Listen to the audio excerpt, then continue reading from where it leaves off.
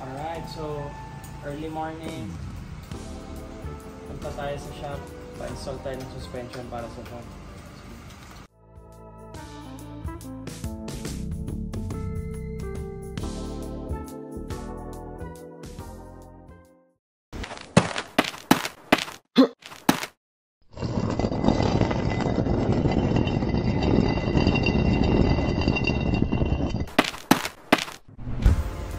So diretso na tayo sa shop.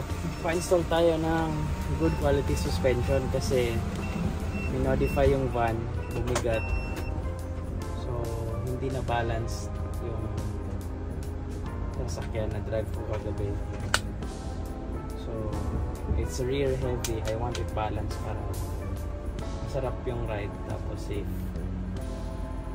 So schedule tayo ngayon for installation. Medyo late na rin tayo, pero okay lang. Let's go. Okay, so andito na kami. Nakarating na namin sa shop. Usapin muna natin yung management para masikaso na yung kotse. Kasi po, engineer.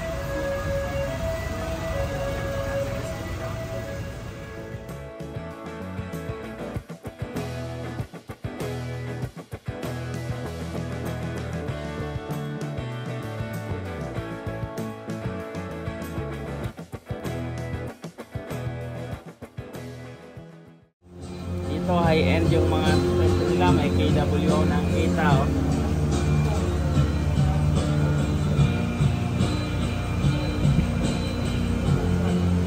Pwede natin hanap ng mags kung meron silang mag wheels and then after big brakes. Alright.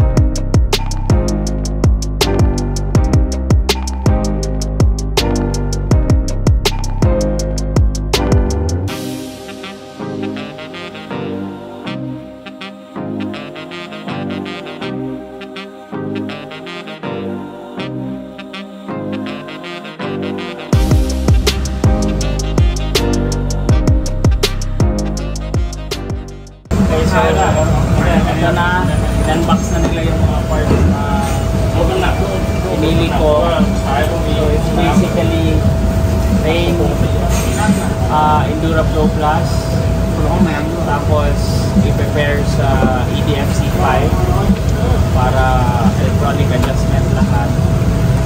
Then because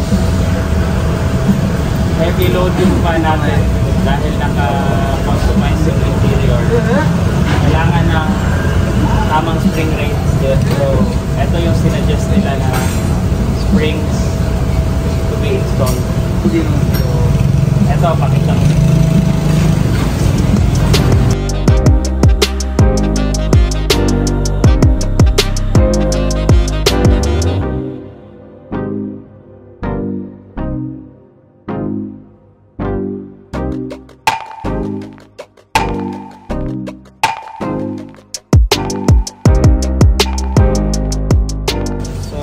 Ito yung sensor, ito yung monitor na gusto ko ipakabit sa gitna. Ayan o, dyan. Makabit niya dyan. Pa-center ko lang to para kita ko lahat. Okay, so ito na yung last na suspension system. Nakakabit na lahat. So they're at around halfway there. After this one, install na nila yung wiring, sensors, and then yung EDFC sa loob ng kotse. After that, setting na lang, and then tapos na. They're very fast here.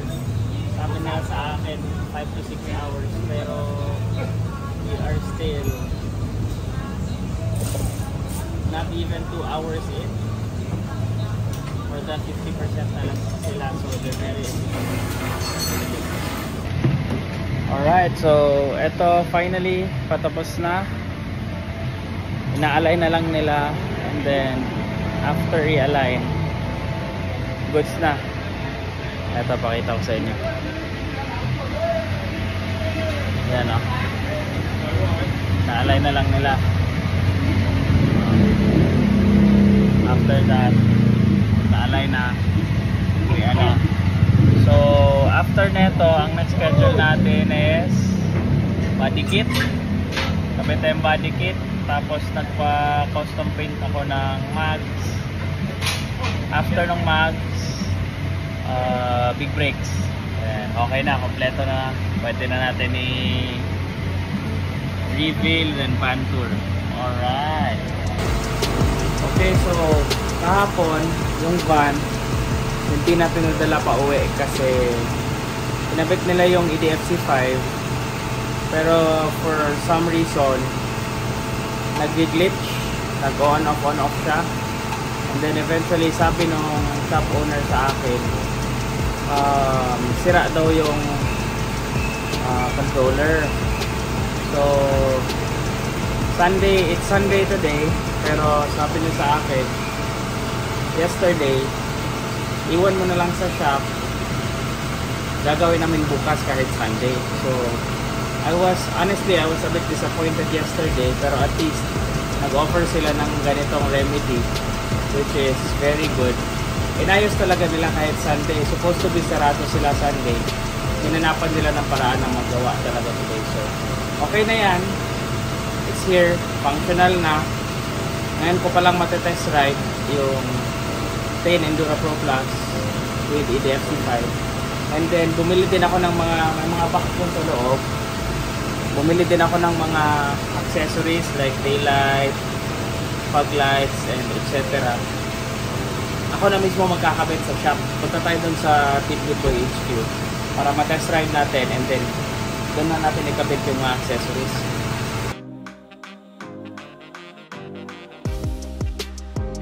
Okay, so ito, bubuksan na natin yung parts para sa van. Tapos wala kasi bang shirt, so ako na lang magkakabit. Yung mga kaya ko lang. Ito, DRL.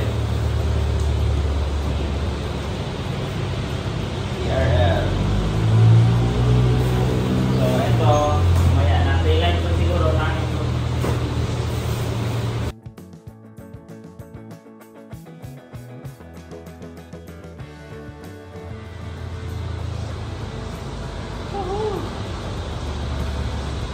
Ito hopefully plug and play.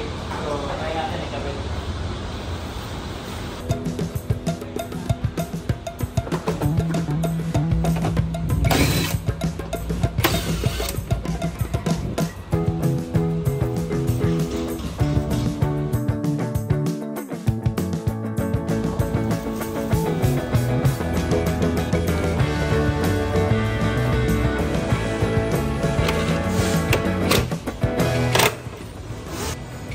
So tapos na yung kabila, old one,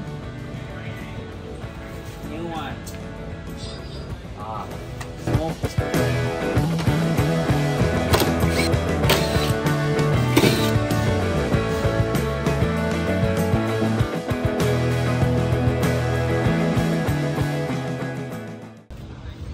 Okay, so ngayon kakabit natin yung basically yung hydraulic na pang-open sa hood. Kasi ito, mechanic pa. So, kakabit natin to.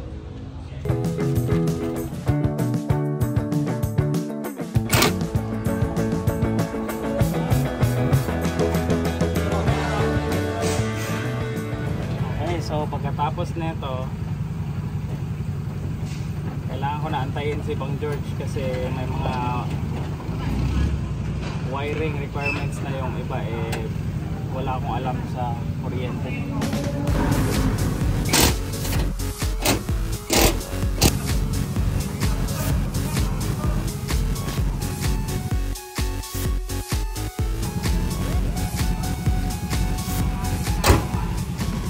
So so patapos na si Bang George. Siya na yung nagkabit mismo dito na sa bahay. Ito, DRL. Tapos yung kinabit natin kanina. Wiring na lang, George, no?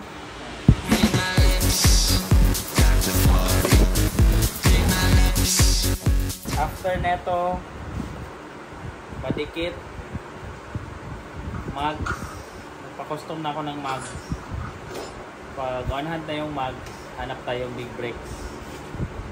And then after that, intercooler from PRD tsaka radiator. Tapos tune. Okay na yun. Goods na yun.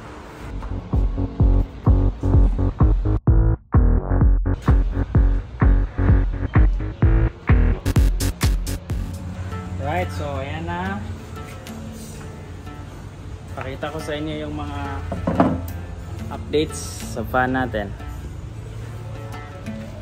Ito na yung kinabit natin last time. Hood strut, BMC filter, LED,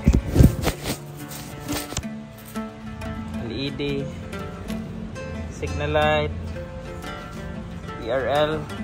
Nakapadikit na rin ngayon. Yan, oh. Nakapadikit na.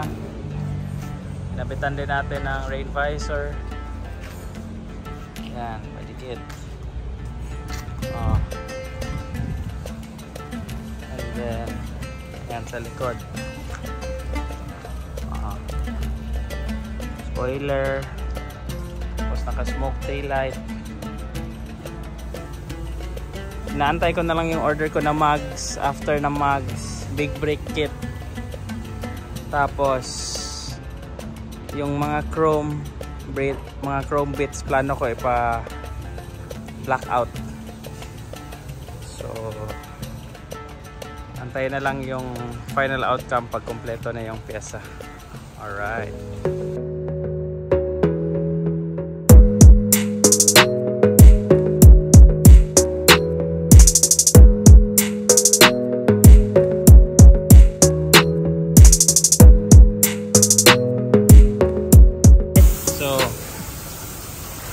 Ito yung seats, pina-custom natin the way we wanted it. Pina-reupholster ko, I wanted it to be white, black and white, and the interior as well. And then may dalawang back seats, and then sa likod it's kinda tight, a little tight, because pinilit ko na may toilet, may ref, and may microwave, but yeah, pasok lahat. So it's basically